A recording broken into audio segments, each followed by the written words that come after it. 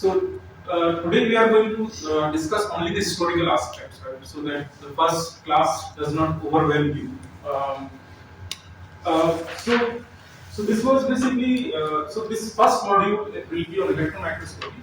The second module will be on Raman spectroscopy, and let's see third module depends upon you. I used to teach atomic force microscopy, but right now it is not working. So I think it has been ordered out. I don't know. So again, it is to be. So I spent more time on electron microscopy. So there will be couple of classes on software training, also data analysis and image analysis, two other laboratories and right. So let's see how it goes. So in today's class we'll focus only on the history, so that will excite you how we came to. How many people have heard about electron microscopy? Please raise your hand. Almost all of you have not heard about it. No problem. So optical microscope everybody has heard, yes, right? So what is the resolution of optical microscope? Somebody will answer. In micrometers. In micrometers. So what is the reason that it is in micrometers? Because the light the lenses can focus on such range. उसके बाद why? The radius of atom depends on the. What is the reason that the first answer was correct? So what defines the resolution of an optical microscope? I mean, you're not supposed to know, but you're supposed to know, right? Hmm? And both of you, how many? Both of you are physicists, and one more person, physics. Huh? Two of you, right? Magnification. Hmm? I don't know much about it. But in physics, they teach about the resolution, right? Magnification, resolution. Huh? I forgot your first name. So anyway, it is. We'll discuss about it today itself. Resolution is basically the distance between two pixels, which can be distinguished, and it is closely related with the wavelength of the radiation that is being used.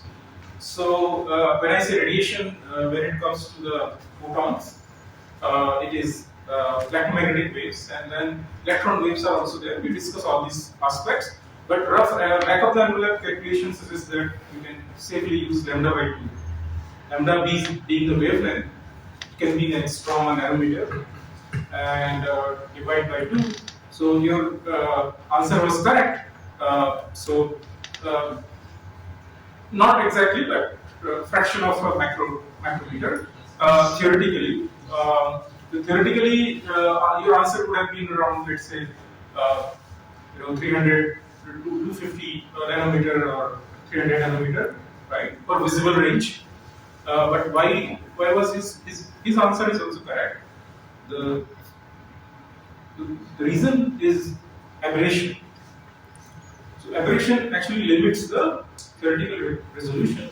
So so practically you don't get better than macro. What he said is correct actually, right? So he gave more practical aspects, but if you can resolve the aberrations, aberrations being two types of aberrations, spherical aberration and chromatic aberration. We discuss all these things.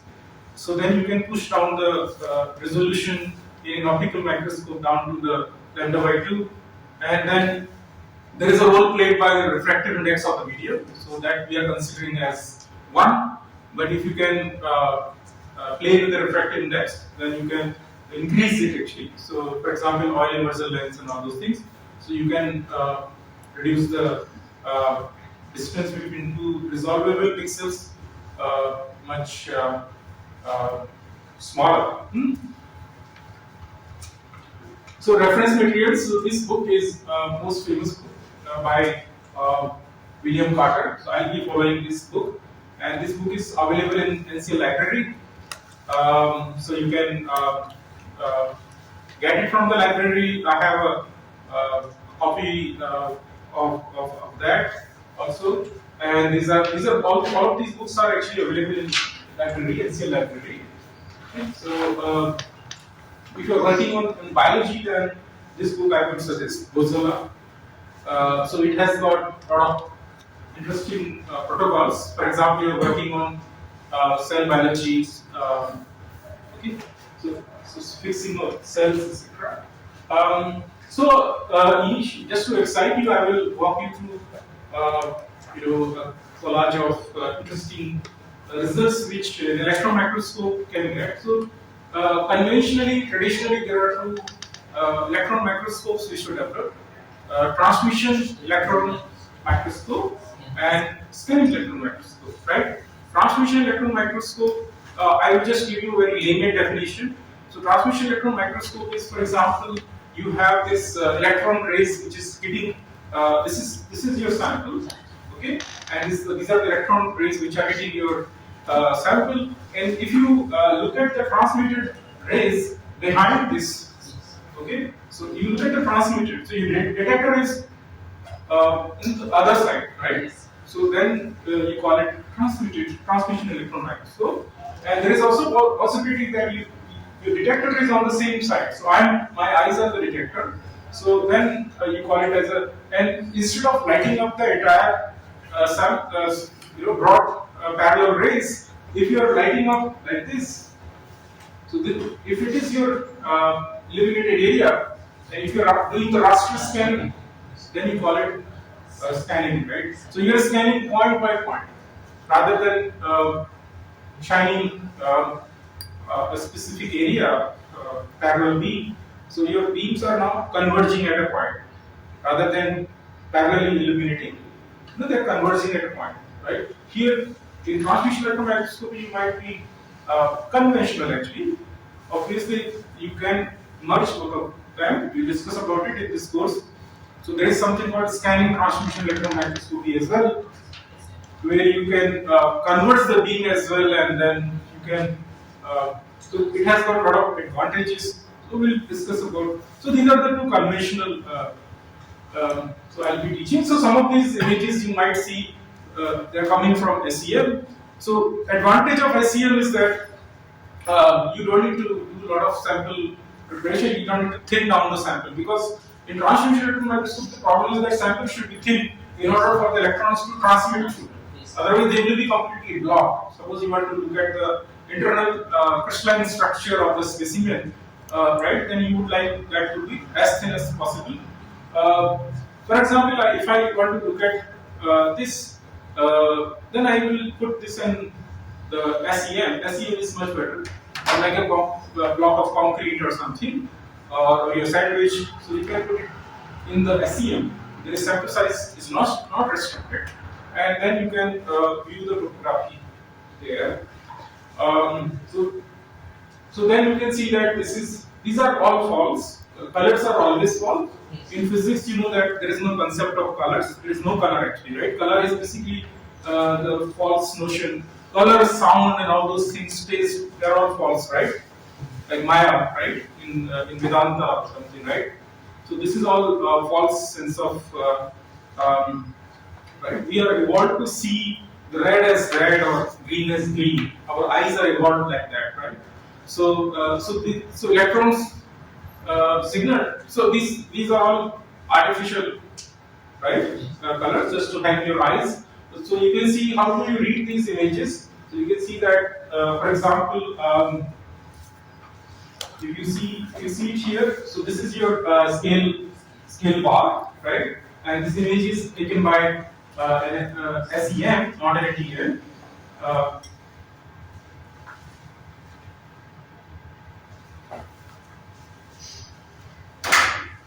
Yeah.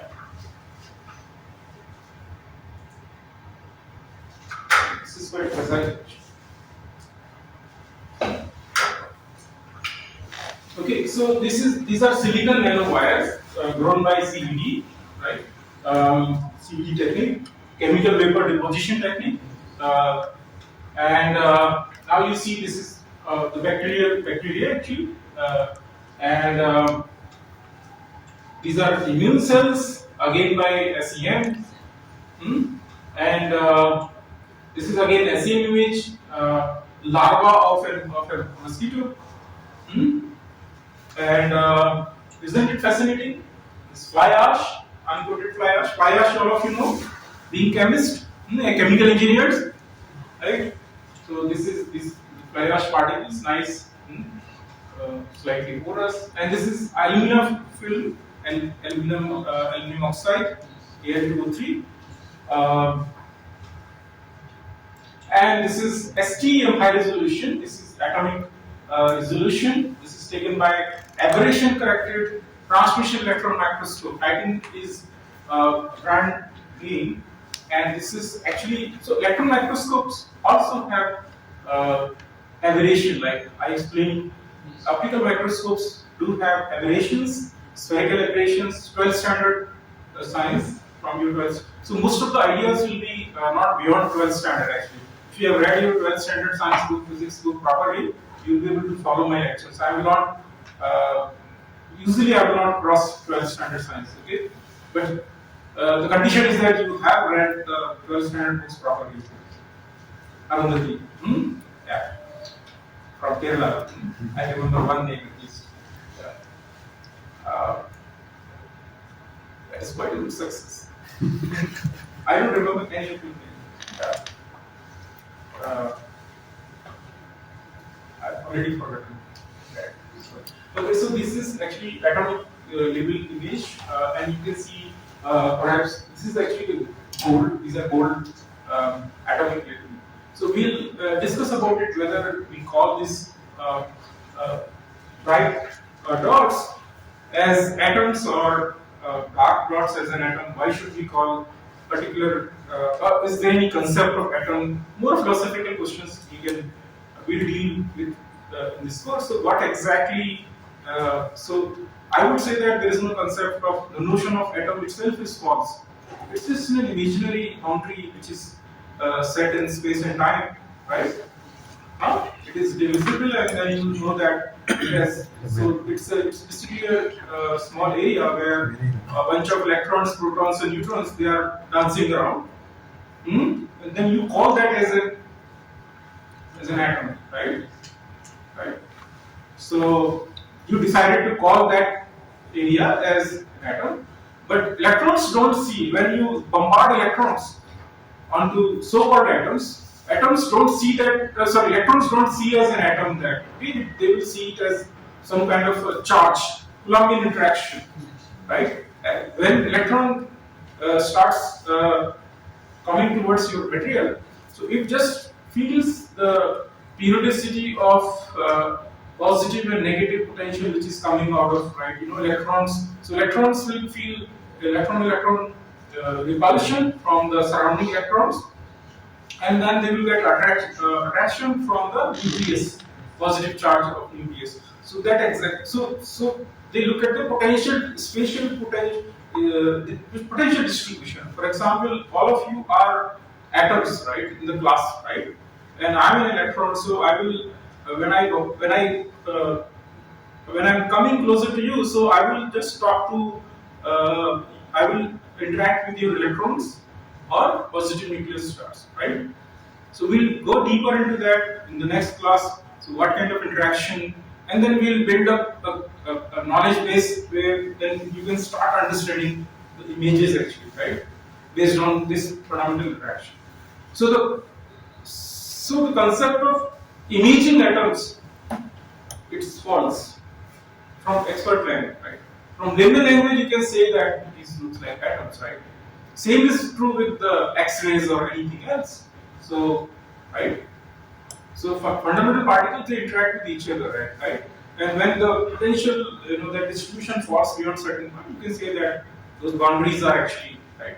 Or electron will function. It has the outer electron. It dies out. Then you can say that these are the boundaries of an atom, right? That's what we call, right? How we define the. So same is true with the forces actually. When you say that how to define touch or contact to objects, I'm going slight philosophical here, but I teach this in my other course.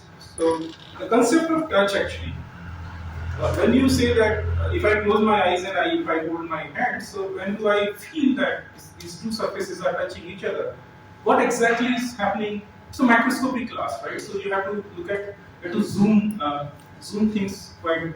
So you have to zoom beyond even atoms. When I'm saying that how we define touch. So touch is essentially the outer electronic orbitals, colliding and Pauli exclusion principle, and then there is a repulsive forces, and then you say that, right? So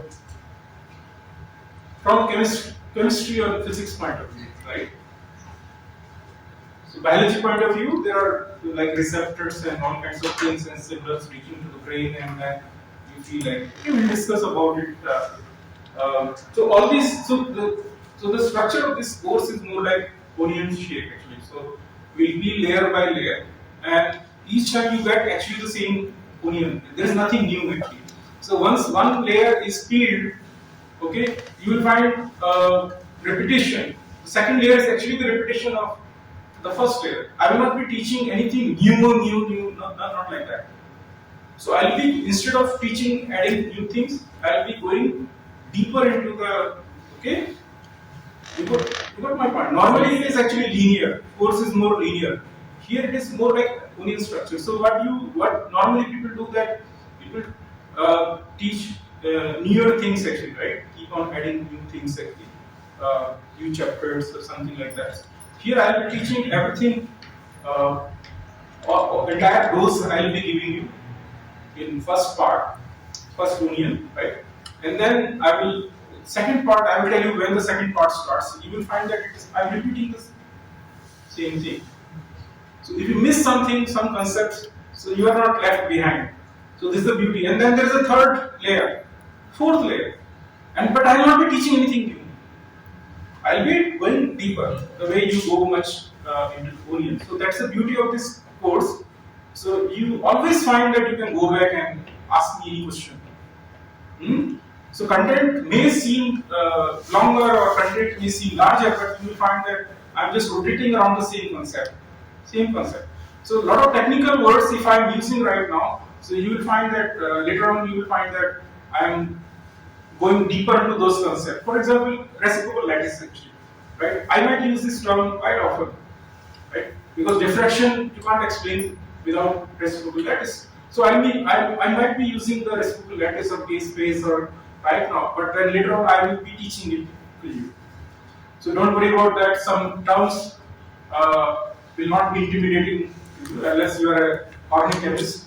So I request if you want to sustain in this class, so you have to help me. Wherever you find some difficulties, you have to just raise your hand. I don't understand anything which you're talking about. So this will help me to. This will help me. Can you do that, or you will remain quiet?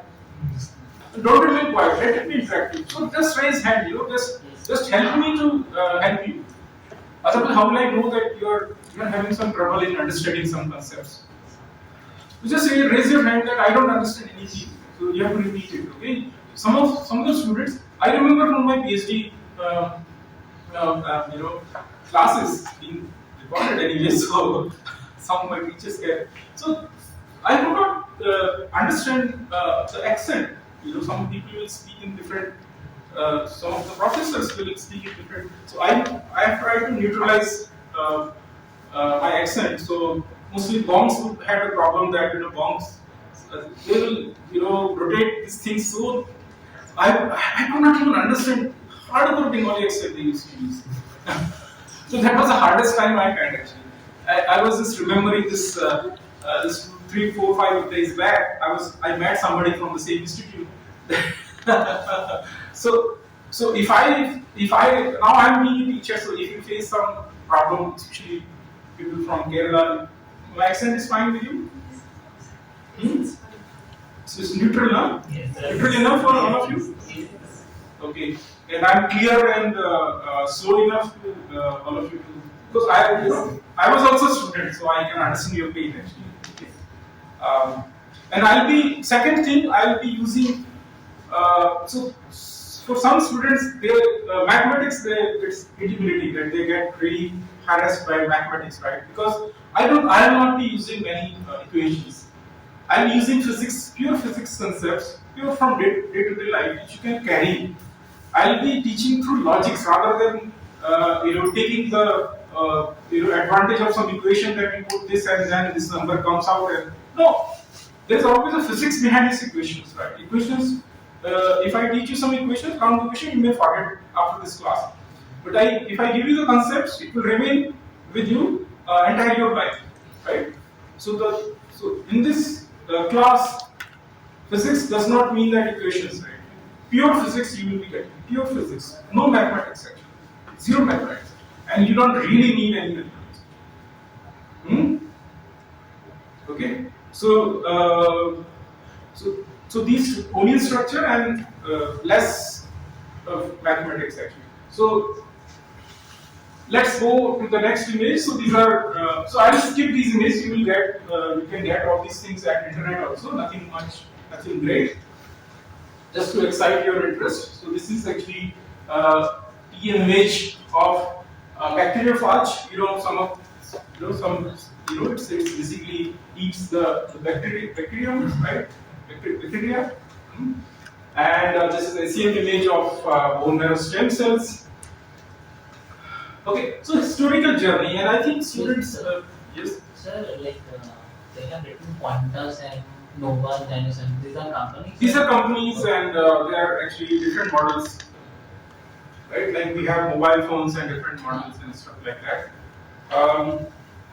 So let us go to the history because the evolution of any discipline does not happen overnight, right? There is always a history of decades and decades and sometimes centuries actually. How we come to build on a sophisticated instrument actually, like transmission electron microscope or scanning electron microscope. So it may feel disconnected that some of the historical things, but I will give you a proper justification that why did I include those historical events here. So those are my own compilation, historical events, and partly taken from the books. The historical events which most of the historical events you are already aware of. Already, you might say that, oh, I already know. But I just put it together actually to make a smooth journey for you. So let us go one by one. So this you are familiar. So first was 1897 by J.J. Thomson, the discovery of electron, right? And so for this he got the Nobel Prize in 1906, Nobel Prize of Physics. First physics was for I think the first Nobel Prize in physics was I think for Rontgen for X-rays, if I remember correctly. So he was working in I think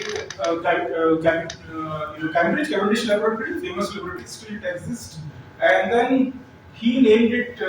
He did not name it as electrons. So the name electron was suggested by in 1894 by George Johnston Stoney, and then so then this name was commonly agreed upon that this article will be named as. So he was working basically. How did he come to know the charge and mass actually? So obviously he was working on something called mass spectrometry. I think chemistry people they know about that. So in fact, so he was the man behind this mass spectrometer, which biochemists cannot survive without mass spectrometer, right? You organic chemistry, I think, right? So he discovered actually the mass spectrometer.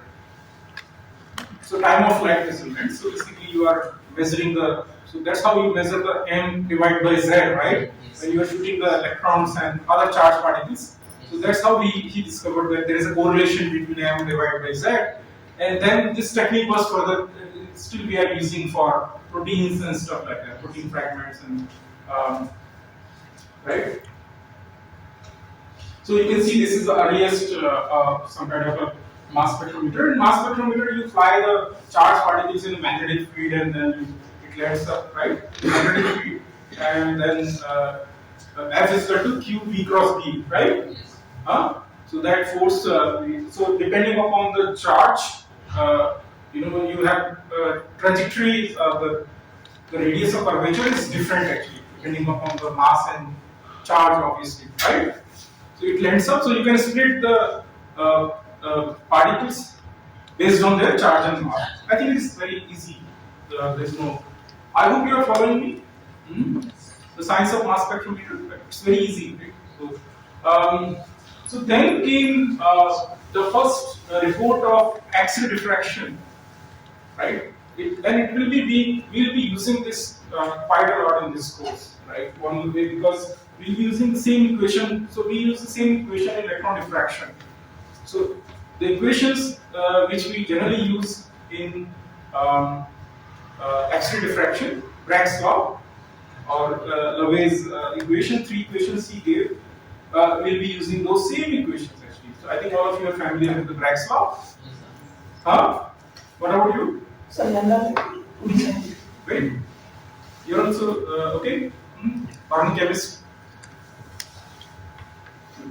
So my focus will be on both of you more than anybody else being organic chemist. So if you are following me, then the rest of the people are absolutely following me, right? Are you fine now? yes, sir. Your first name, I forgot. Cheating. Sheetal Gauri, right?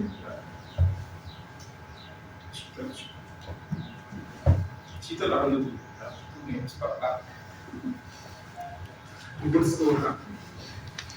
So it's an interesting thing. So he actually gave the idea. He was a theoretical physicist, so he gave this idea. Von Laue, he gave this idea to Walter Frederick and Paul Lipping, and he said that let's plan an experiment. Let's bombard X-rays to some method. I think in this case it was copper sulfate or something like that.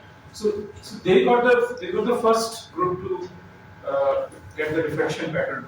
And this idea actually, Von Laue, this idea came from none other than Award. You know Award sphere, right? Award sphere, I think you know, right? Physics students? Name of that? No problem, no problem. I will teach you. Award sphere, you know, right? No. Okay, no problem.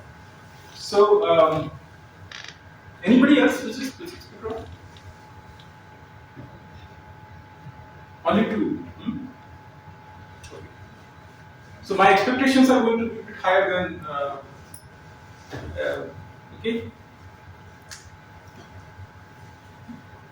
Anybody has ever heard about Award sphere? No problem. So that. He was a French, I think, scientist. So they were, this copper sulfate crystal. They bombarded, and you can see. If you notice that I'm leaving a lot of text here, so I'll not be giving separate notes. So my presentation and take-home notes are same. So I don't do much effort. So that's why I leave wherever I have to leave some text. So you will get in. So these are not like official presentations where text is avoided normally, okay, because it's a classroom lecture, so I liberally put the text. Otherwise, you will be after some time you'll be studying in dark that what did I teach, and of course you will get the recording of these lectures. So this was one of the remarkable step in science. Everybody agrees on that. It was the first time we could see that atoms are so-called atoms are arranged in a periodic lattice. For the first time, actually, somebody got this idea that if you see, this is like landing on moon actually, not less than that. The excitement this might have created that the atoms are arranged in periodic lattice. Somebody proved it.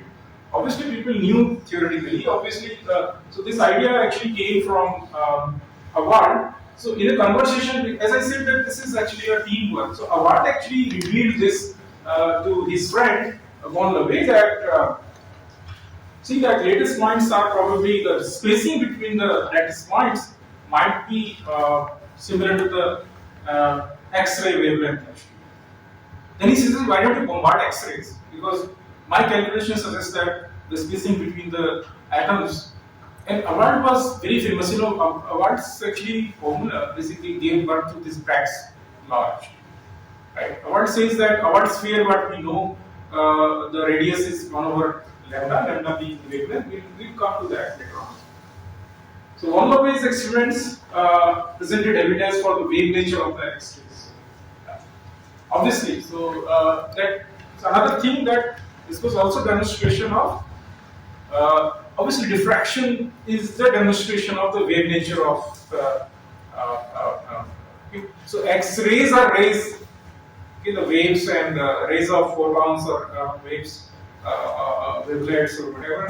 So this was proven.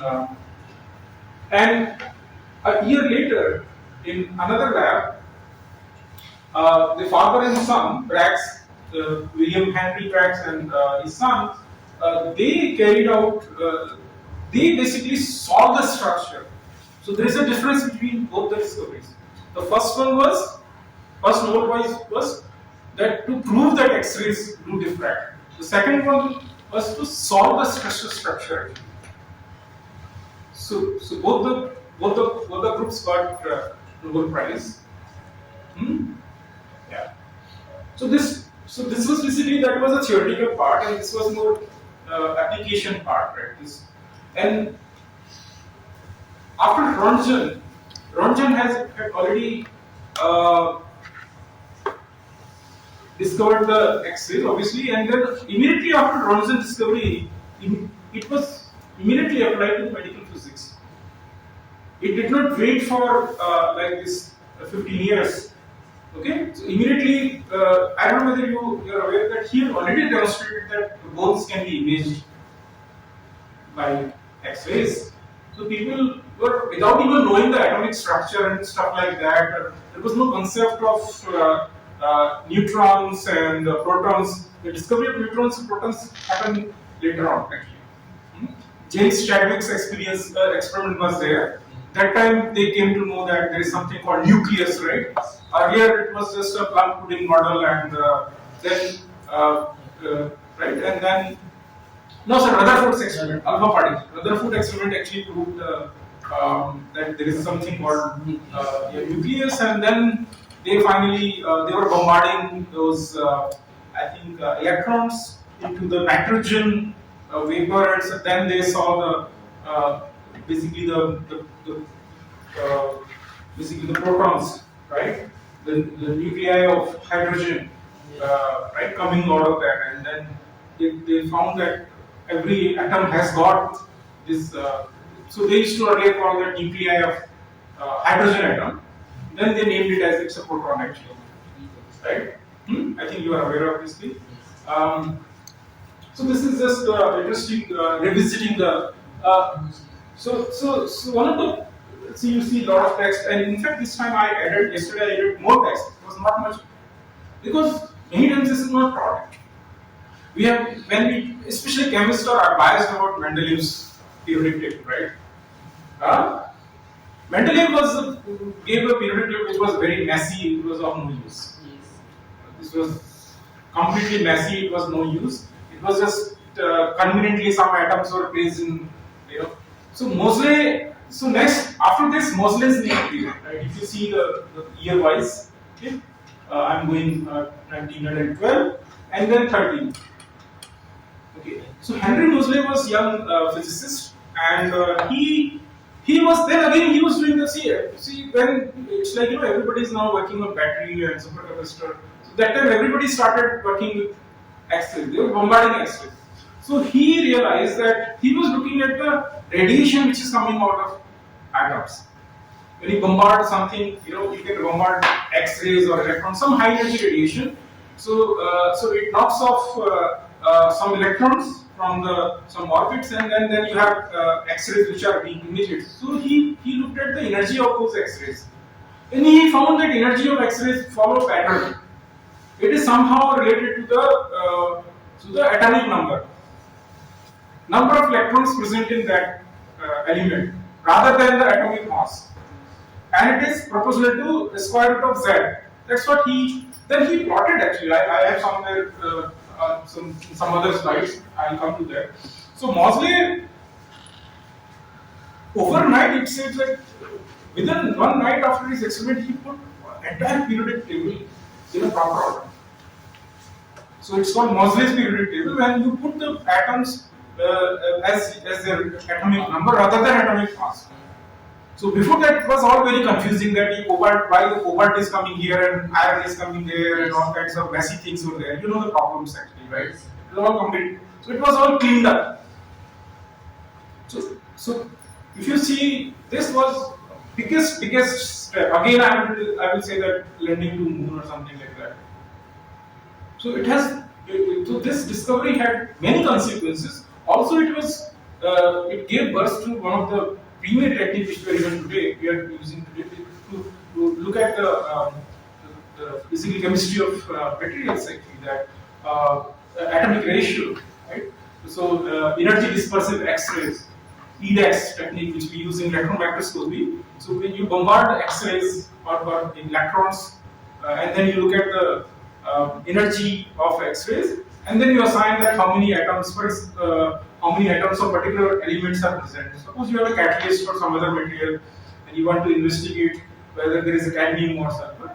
So using Mosley's formula, we are even doing it today. Actually, that is the immediate technique we can use to look at the atomic ratios.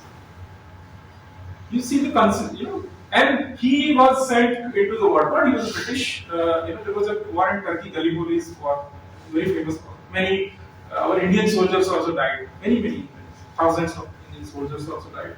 So he died. Actually, he was sent as a radiophysicist. Actually, so he used to look at the radio signals between the army and there are some soldiers who carry that. You might have seen the movies, right? The old-fashioned German movies. They carry the heavy equipment and then they transmit the signal. So some bullet hit him, and so that time nobody got the Nobel Prize, and people say that time physics community said he was sure to get a Nobel Prize at the age of 23 or 24. His name was already there. So I would say that this was one of the biggest discovery, as important as von Laue or Bragg's or Rontgen's X-ray. So it's an integral part of electron microscopy or any other microscopy. Then one of the most important discovery was the duality of wave and particle. Right? In Vedanta also we have duality and non-duality, two theories, right? Whether there is a duality or non-dual, right? Bengalis, they know it, right? Vivekananda's Advait non-dual theory. Huh? Okay. You must. Bengalis, when you ask them, have you read Vivekananda? We have read all volumes, 15 volumes, 16 volumes. I think it's a young generation of Bengalis. Anyway, so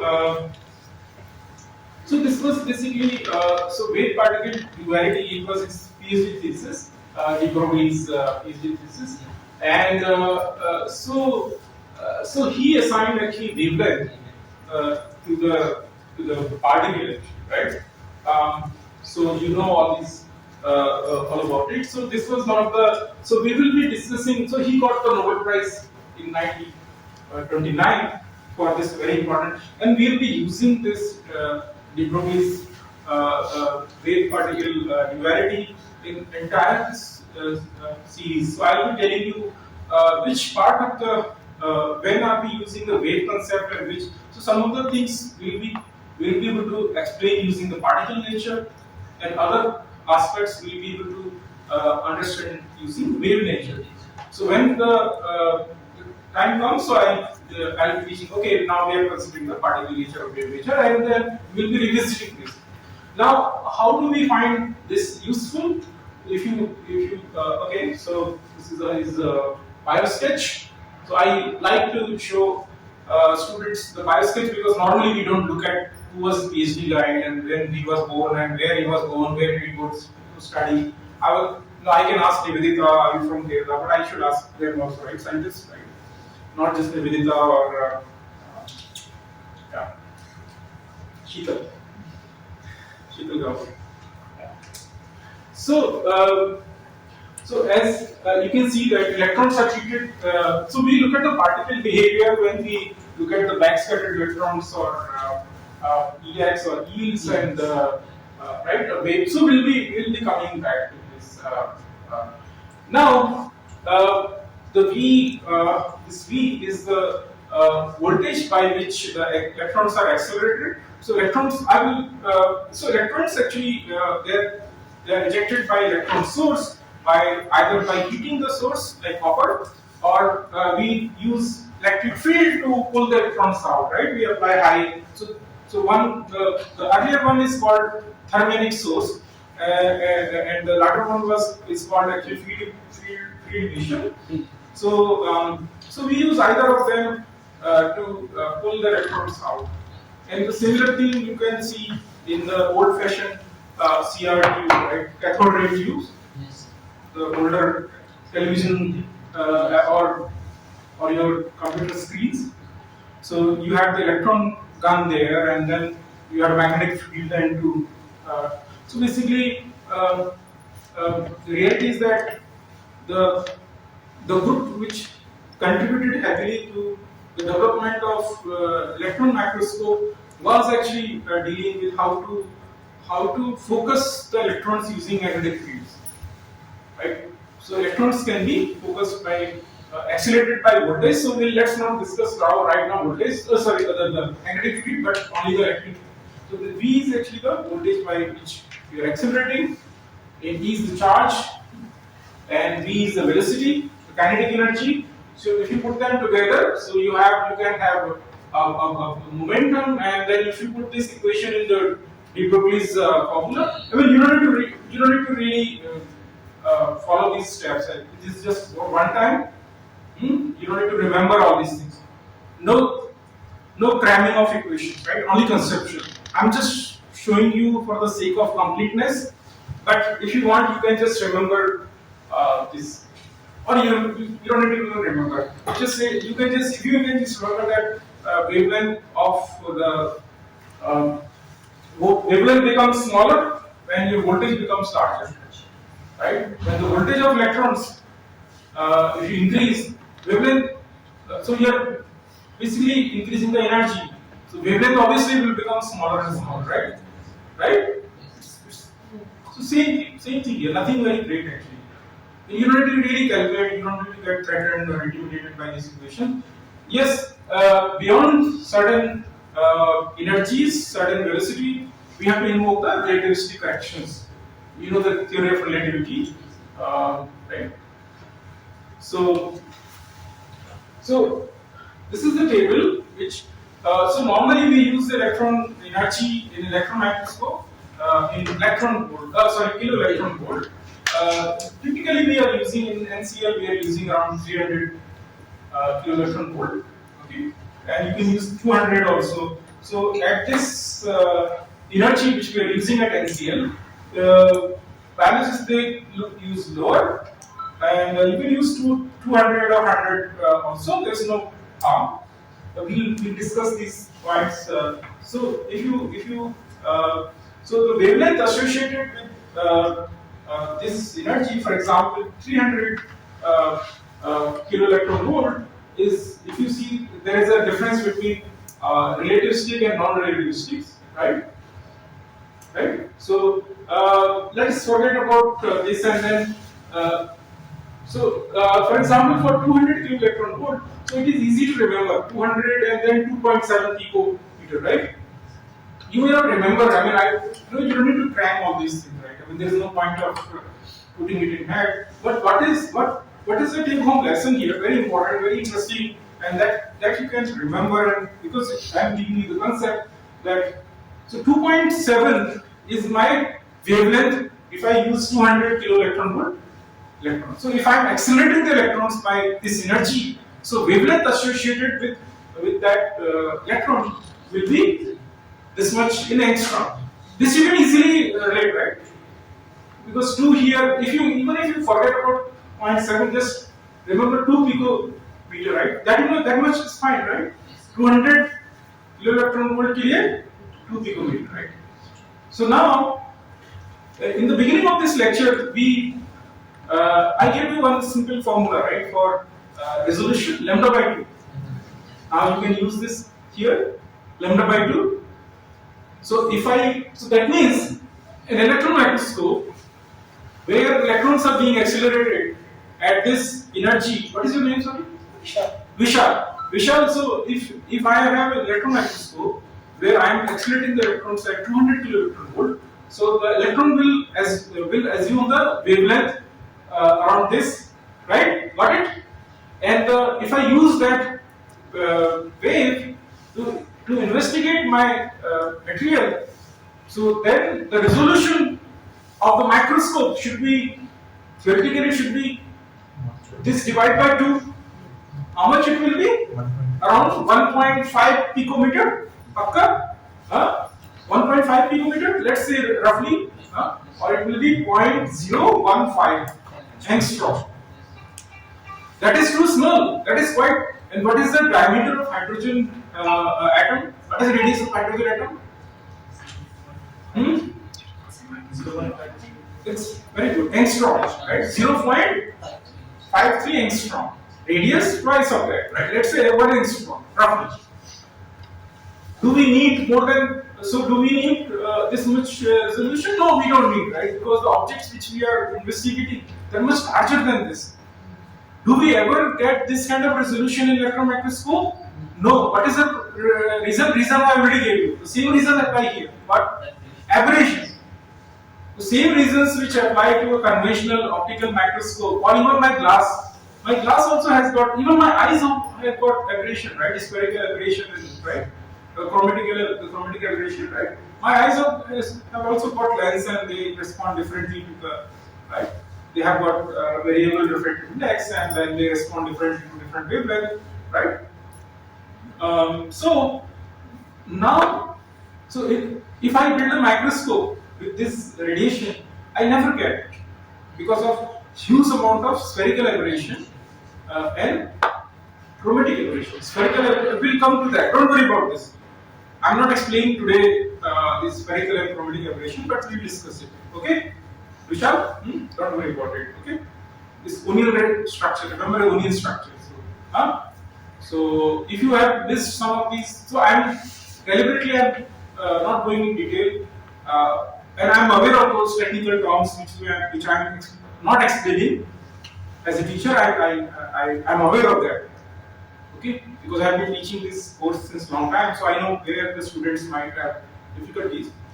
So have faith on me as a teacher. So I'll be coming back to that. So that's the reason that the best of the you have to basically build a microscope without you have to remove the aberration. So there is something called aberration corrected microscope. Even the best of the microscopes have got. So today there is a. I will not teach you, but you have to email me. This is your take-home assignment. What is the resolution? Updated resolution of an transmission electron microscope. Who achieved the best? Which group? What is the name of the microscope? Okay, which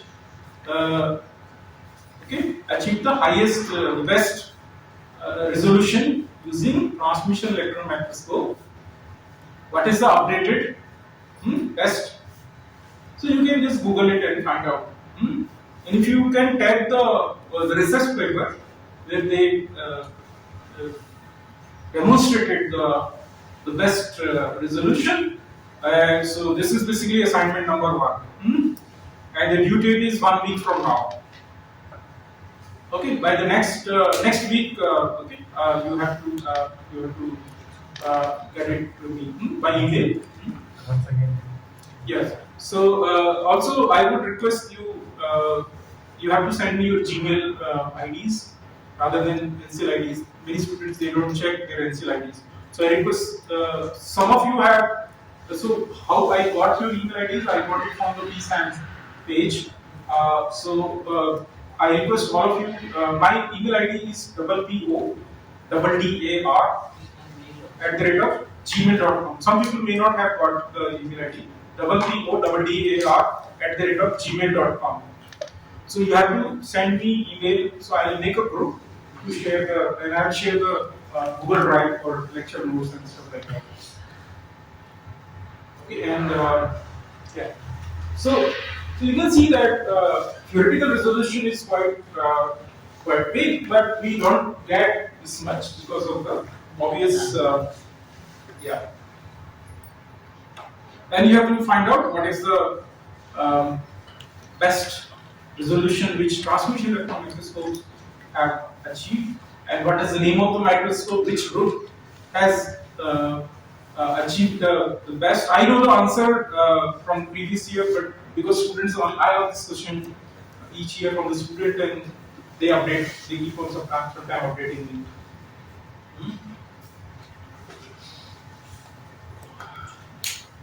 So okay, so this already we have seen that.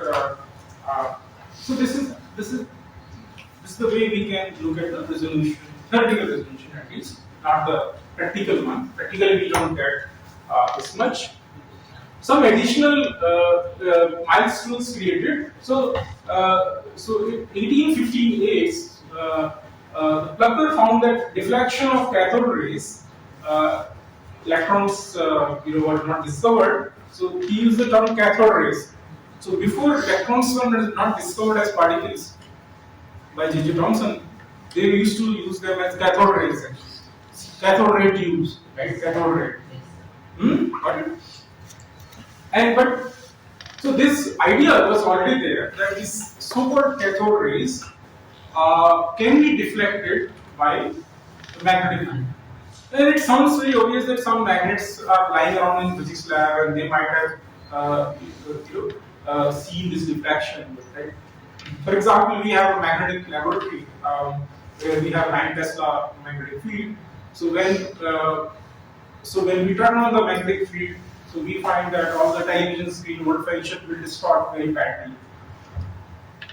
All the CRT based, they will all distort, the color will distort. So there is something called DGOS actually. There used to be better than old-fashioned television screens where you can correct that magnetic field, environmental magnetic field. So you can restore the screen back to the normal. Otherwise, you will find all the colors and everything will get distorted because you are putting the external magnetic field, so it will distort the entire computer screen, whatever is coming. Have you ever seen this kind of distortion? You have seen the magnetic field, computer screen getting distorted. I have seen the television. You have seen on television, right? Old-fashioned television. Mobile. In mobile also. Sometimes in mobile also we get. No, mobile does not have. Mobile screen has different technology. Only you will see mostly wherever you. It can, but for different reasons. I'm talking about the distortion where you are using cathode ray oscilloscopes or cathode ray based screens, old-fashioned screens, where you have a cathode ray and then you are using, the image is created by electrons actually, by deflecting, by raster scanning the electron. That's how now you have this LEDs and other things. So there the physics is very different. So you have this light emitting diode, which are essentially made of silicon. So I doubt you have those. You may have some distortion, but for different reasons. Yeah. So this was birth of television actually, old-fashioned television, and this theory was extended by Hans Busch, who showed that the lens maker's equation could, under appropriate assumption, be applicable to electrons. Now you can see that from cathode ray tube now we are working. So this was another very important milestone. 1927, as Busch, electron beam can be focused using an inhomogeneous magnetic field, and in fact any charged particles. if you see these accelerators, European and Indian accelerators, cyclotron, so they use this magnetic field to speed up the charged particles and sometimes protons and stuff like that, right? The accelerate. So Hans Bush was, and in fact, magnetic field, Earth's magnetic field is also created by there is a liquid iron which spins actually, right? You know that there is a solid iron in the core, and then after that there is a liquid iron, right? And then there is a crust actually, right? There are three primary, three most, right? So inside there is a solid iron, and then there is a liquid iron. So liquid iron actually, so inside the solid iron is suspended actually. It's just floating actually in this ocean of liquid iron. So this liquid iron is spinning, and that generates. It's obviously charged. So this generates the Earth's magnetic field. You know about that, right? Okay, and that's so that we get actually a north and south pole, but it keeps changing because of this basically liquid. So sometimes it has a chance it can flip also. So north can become south and south can become north.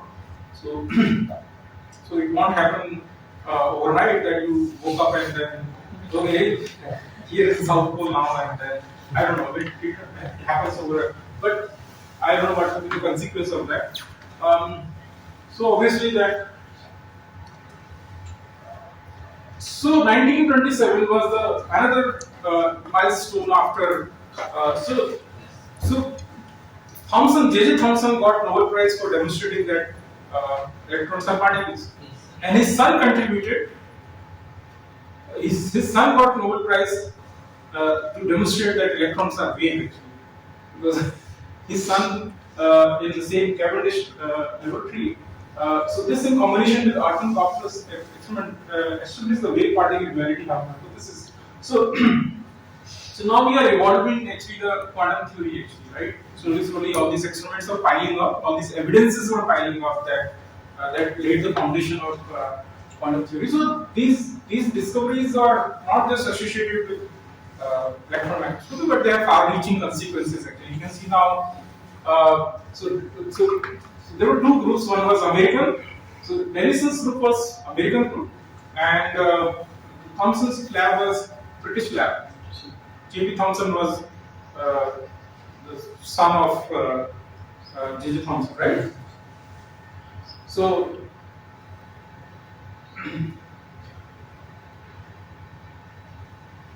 So these two different labs independently. So Davison-Gervard lab, the experiment we all know. So then, so in this experiment, this is the original paper, Davison-Gervard. So they at Bell Labs, Clinton, as I mentioned, American group at Bell Labs. Now we don't have Bell Labs. It has, I think, closed down. So they fired electrons at a crystalline nickel target, and then they recorded the angular dependence actually of the electrons scattered. So they found that there is a pattern similar to what we see in the X-ray diffraction. So somewhere there is a so at certain angles they found that they are getting electrons, and other angles they did not find that. So when they put this angle into this Braggs law, they found that it is matching with the lambda we already knew. Okay, so Braggs law it was fulfilling, and they found that they can calculate the d values of nickel. Simple. So they have this detector, and they are rotating the. Now they have a source of electrons. They are firing electrons on nickel, and then they are rotated. So they are rotating the detector, and they are recording at which angle when they are rotating. They are finding a signal. Okay, then they rotate further. They don't find signal. So they get something similar to what you conventionally which you see the theta and intensity units. So they get some kind of a diffraction pattern similar to what you might expect. So obviously these 2 theta values will be different, right? That depends upon your lambda and lambda obviously, right? Because d being the same for material. So here as I mentioned in electron microscope, lambda is much smaller in comparison to, for example, copper K alpha X-rays which we use, right? In X-ray diffraction, we use uh, uh, X-rays which are of the wavelength is of the order of angstrom, right? Typically, copper K alpha is taken as 1.54 angstrom, and now you calculated that wavelength which was in the picometer. 0.2 picometer, something like that, 0.02. You can see it is actually almost 100 times smaller than, right? You divide that by, roughly, right? So that means your theta is also going to be 100 times smaller. So the theta which suppose it shows up at 20 degree, so there it will be showing at 0.2 degree, roughly. So we'll discuss this consequences, very beautiful consequences of this decreasing lambda, and how, because in X-ray diffraction typically you have to rotate the volumeter from theta is equal to 20 to 80 degree, you have to rotate this, right? But here, because electrons angular spread is happening within plus minus 1 degree, 0.2, 0.3, that spread is there.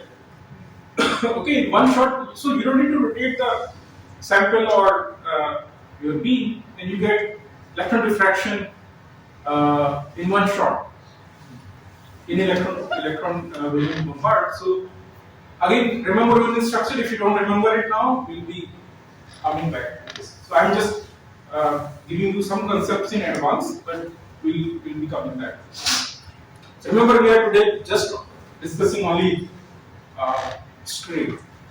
Is hardcore, the technical classes have not yet started, but you are already learning quite a lot, right?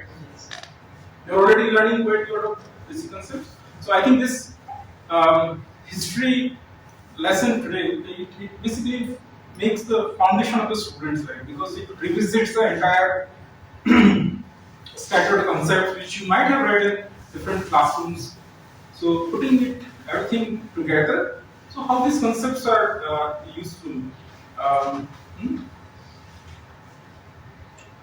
And similarly, Thomson Redd's experiment was also there. This is the original paper, and so they used the aluminum, and then so they shared the Nobel Prize.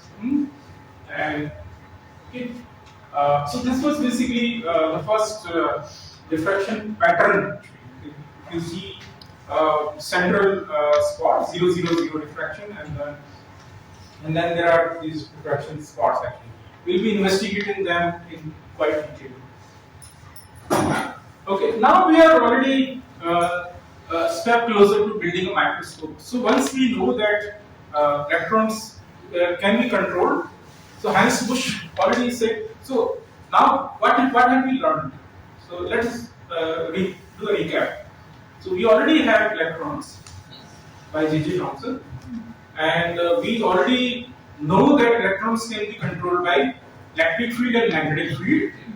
We already know that there is something, so it has got wave and particle nature. We already have the equation, de Broglie's equation. So we can also calculate its wavelength. And what else? We know the diffraction equations by von Laue and thanks to the Bragg's father and son. so Hans Busch was, I think, working in Germany around the same lab where electron microscope was discovered. So you can see that environment actually influences actually. So now I am coming to a very there is something which happened which had to wait humans almost 300 years, because I think 200 years before 300 years before people started. I think Galileo was the first person who started playing with the lenses to look at the telescope, or the same thing was used to make the first version of microscopes and compound microscopes and compound telescopes, and different way you can put these lenses to So there was a German physicist. his name was he will be coming. Uh, so he was the person. Carl Zeiss and this I forgot. Very important. Who gave actually this equation? Anyway, so the first commercial microscopes were given by a company, and that company exists even today. Carl Zeiss. Carl Zeiss was the name of the business person actually.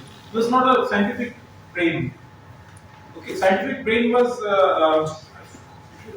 okay. Anyway, this name will be coming. So then that person, 200, I think around 200 years, he said that nobody can beat this limit of optical microscope. It's not possible. Because that time nobody knew about electrons can be used to build microscope. Nobody knew that, and electrons can have wavelength. The person who actually gave this equation or resolution equation, lambda by 2, that person actually said that one was actually Lord Rayleigh, and another, like I'm forgetting anyway, so famous scientist. So he said that it's not possible. You can't look at the matter better than macros.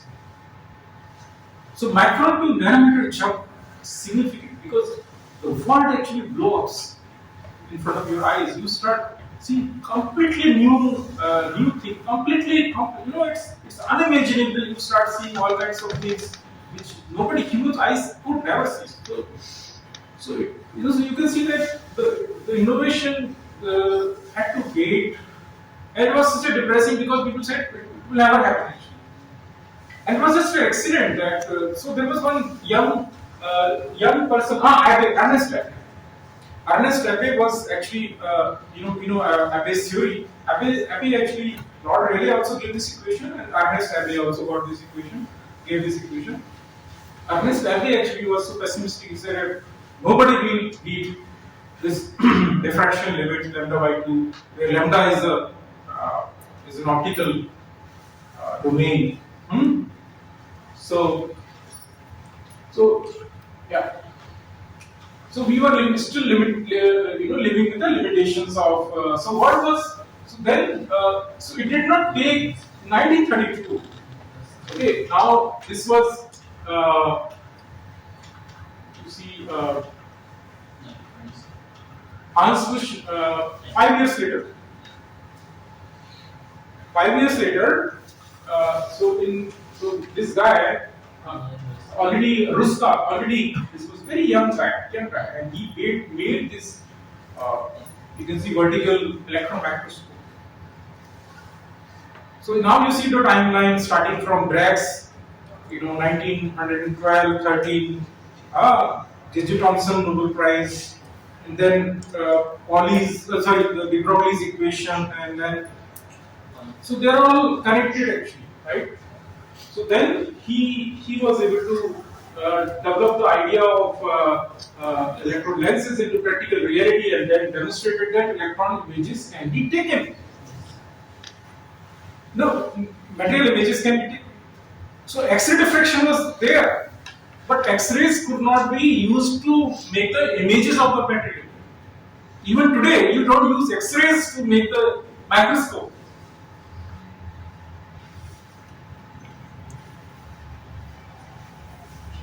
You don't use, right? What is the reason? You have to find out second assignment. Okay, assignment number 2.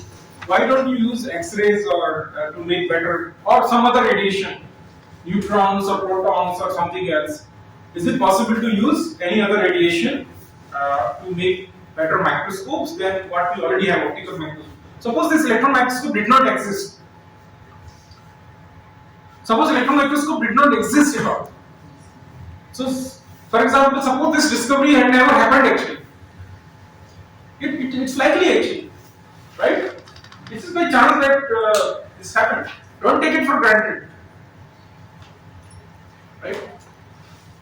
And don't ask Chat GPT for this question. Not students are becoming smarter and smarter. How many people have this account already? Yes. Everybody has accounts? Okay. Yeah. So I asked this question actually almost 5-6 years ago in this same class, similar class. I've been asking this question that what will be the future of this class, this kind of classes when the artificial intelligence come and now we have it. I always ask this like 6-7 years. I knew that this kind of things is coming. So whether these kind of classes will be required or not, teaching will be required or not, and anyway, so you can see that. So second question we already got it down, right? What is the alternative? Suppose we don't have electrons, Vishal, okay, electron microscope. We are frustrated and we are living with old-fashioned optical microscope. How the life would be? We won't be able to image viruses. We won't be able to image proteins, and we won't be able to look at the atoms in their reality, atomic structure. So suppose electron microscopes are taken out of our life right now. So how the science and technology will be pushed? We will not have any nanotechnology at all, right? Right. Obviously, there are other microscopes which came 50 years later. So after that, next generation microscope, based on completely new science, had to wait another half a century. Please understand this. The progression of science. 50 साल लग गए. 50 years it took to. In 1984, I think 83 or 84, the Nobel Prize was given when this Ruska had to wait actually almost 50 years to get recognition that this discovery, which now you know that you are learning it here, you are in the class. That means it's one of the most important discoveries. Electron microscope, because humanity had to wait 300 years since the optical microscopes were built. 3 centuries we had to wait, even more than that. Then we had at least some better microscope. Then we waited another 50 years to have another physics concept. We call it scanning tunneling microscope. And from the same family, atomic force microscope, where I have my group has huge expertise in that. My group was formerly known as magnetic field. My core expertise is actually in the high magnetic field. This has last almost 27 years. And then last 22 years more on microscopy as well, atomic force microscope and NCL. So, but this is not cannot be taken for granted that we could see the atomic images. So why did it take such a long? So AFM got listed for Nobel Prize, nominated for Nobel Prize within few years. The reason was that not the discovery itself. What was the reason? You already know. You already know the application. He built the microscope and he said that I can show the images, but the images were very blurry. They were not very exciting actually to the physicists and chemists because they could not zoom probably few hundreds of nanometer because aberration. So lens, it took actually, so lens equations had to be improved, and then better lenses, better control. So it took actually decades and decades of refining the lenses. Then images became better and better. Resolution started dropping slowly. Gradually it started dropping. Then before that, biologists were very excited because for biologists they are not interested in looking at atoms actually. Biologists they want to see something better than cells, right? If they can look at the organelles inside the cell, they are very happy. Structural biology. So structural biology boomed like anything after this discovery. But physics, chemistry, people were not very excited actually. Right? Until the resolution was in few nanometers. you know, below 10 nanometer at least it should be there, right? Right now we are talking about, I'll not give the answer. You have to find the answer. That's question number 1, right? So now you see that, so this Nobel Prize was given, okay, 1988, and he was actually, he was on his hospital bed, and I think it was given out in his, on his deathbed. He was in the hospital, so you have to hurry up, all of you.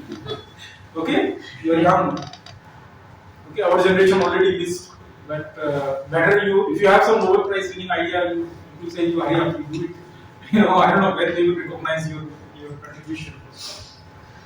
Okay, so then, so after that, the scanning electron microscope was also developed around the same idea. So it was easier for people to develop better other versions of this microscope.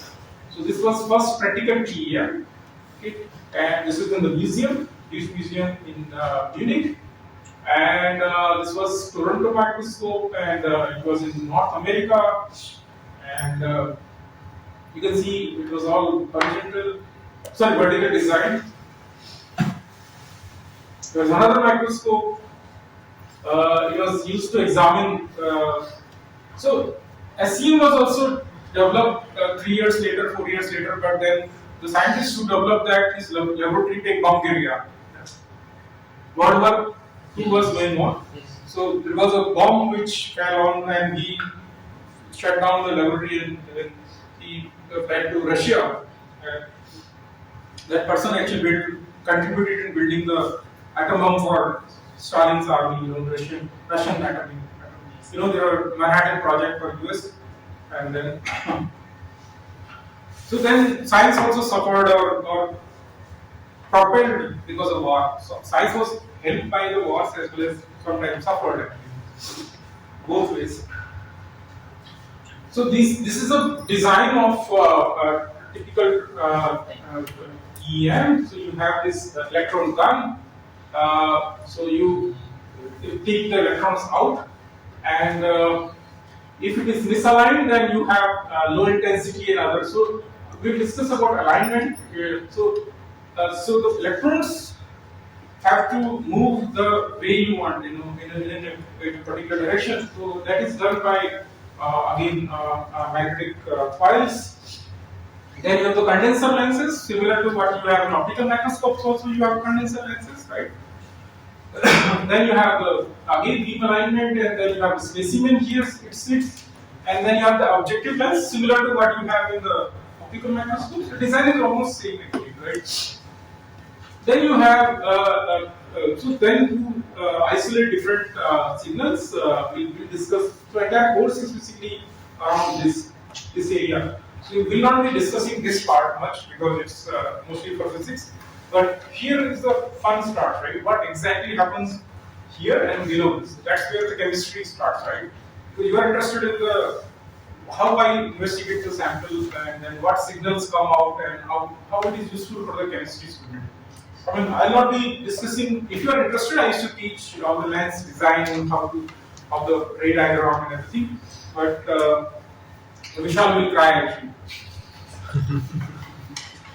So I have cut down those topics. So I can teach electron microscopy every day for probably 1.5 years, non-stop. I have that much of stuff, probably 2 years. Now I have to confine it in 20-25 lectures. But I gave, I think, one time one running course for 2 years for my own students on just on electron microscopy. And probably 50-60,000 slides I had. Yes, it took me 6-7 years to develop this course. ऐसा नहीं होता है. It's not easy. Nothing is easy. So to come here and stand and teach you, it requires.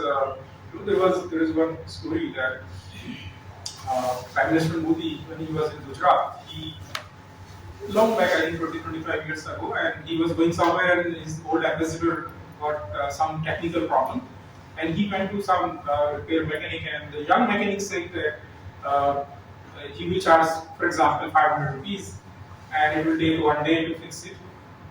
And then he said, I don't have one day, I have to attend a meeting, and then he went to look for another mechanic, and he was an old mechanic. He said, I can fix it in 5 minutes, but I'll charge like 3,000 rupees. So, but then he asked that, why are you charging 3,000 rupees, but you're spending only 5 minutes? That guy was willing to spend entire day, and he's charging 100 rupees. And he said that to reach to that level of 5 minutes, I had to spend 40 years of expertise that I'm putting into that 5 minutes, and I solve it in 5 minutes. So then you can see how the experience builds up actually, right?